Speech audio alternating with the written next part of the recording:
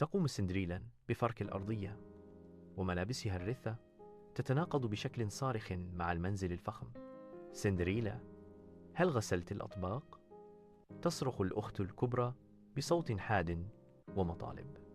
تسخر الأخت الصغرى: وأنت ذاهبة لتنظيف الأرض الآن. صوت سندريلا ناعم وخاضع. نعم، عيناها مليئتان بالشوق وهي تنظر من النافذة. تحلم بالهروب. تشرق الشمس ببراعة وهي تذكير قاس بالفرح الذي تفتقده سندريلا. في ساحة البلدة الصاخبة ينشر المنادي الملكي بفخر لفافة، وصوته يتردد: يعلن الملك عن حفل راقص كبير. تشتعل الإثارة في الحشد بينما تثرثر الأخوات الكبار وتشتعل أحلامهن. يا إلهي، اليوم نصبح أميرات.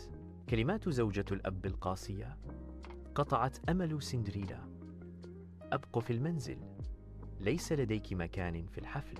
همس سندريلا الخافت يكشف عن اشتياقها. عيناها تعكس حلما بعيد المنال. أتمنى لو أستطيع الحضور.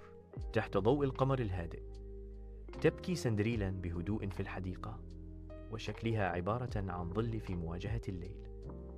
فجأة تظهر الجنية العرابة الرحيمة، وهي تشع وهجا لطيفا يغمر الحديقة بضوء أثيري.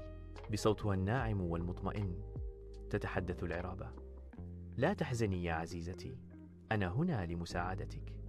والدموع لا تزال تلمع على وجنتيها. تسأل سندريلا وصوتها يرتجف أملا: من أنت؟ بابتسامة دافئة تطمئن الجنية العرابة: أنا الجنية العرابة، وسأضمن لك حضور الحفل.